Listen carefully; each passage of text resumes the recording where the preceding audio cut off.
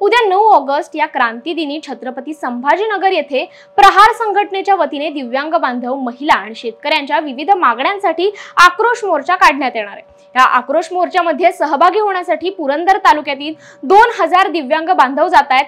तालुक्यातील नीरा येथून बसने छत्रपती संभाजीनगरकडे दिव्यांग बांधव मार्गस्थ होताना त्यांच्याशी संवाद साधलाय आमचे प्रतिनिधी राहुल शिंदे यांनी।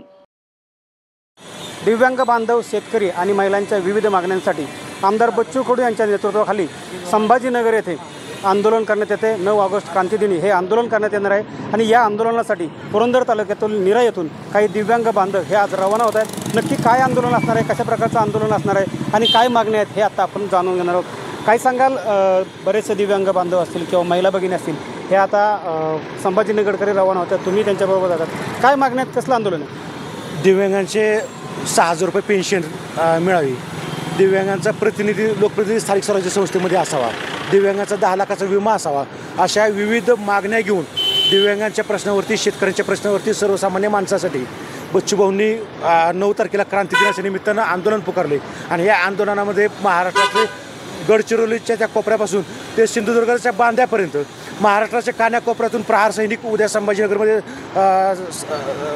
हजर होतोय आणि 2 लाख कार्यकर्त्यांचा क्रांती दिनाच्या निमित्तानं उद्याच्या संभाजीनगरच्या क्रांती चौकातून छत्रपती संभाजीनगरच्या विभागीय आयुक्त कार्यालयावरती उद्याचं आंदोलन होतंय आणि उद्याचं आंदोलन आम्ही यशस्वी करू आणि त्यांना ताकद देण्यासाठी आम्ही पुणे जिल्ह्यातले प्रहार सैनिक असेल, प्रहार दिव्यांग संघटना असेल, क्रांती मोर्चा असेल, या सगळ्या संघटना त्यांना ताकद देण्यासाठी या पुणे जिल्ह्यातून 10,000 कार्यकर्ते जात आहेत आणि पुरंदर तालुक्यातून 2000 कार्यकर्ते ह्या संभाजीनगरकडे आगेकूच करतायत आणि त्याचा आज नारळ इथं फोडण्यात आला।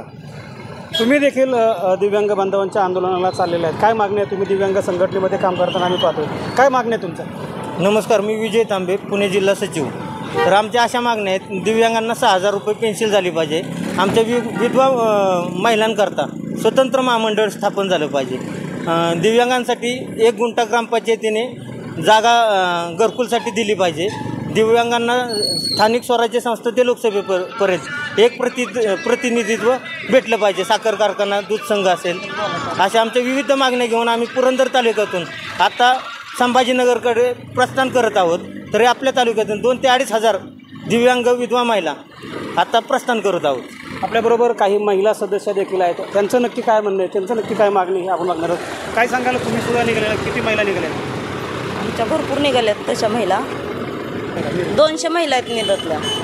हो, खरं तर उद्याच्या होणाऱ्या क्रांती दिनानिमित्त होत असलेल्या संभाजीनगरमधील आंदोलनामध्ये सहभागी होण्यासाठी पुरंदर तालुक्यातून 2 ते 3,000 दिव्यांग बांधव हे आता निघाल्याचं आपल्याला पाहायला मिळते। न्यूज अनकटसाठी राहुल शिंदे, नीरा।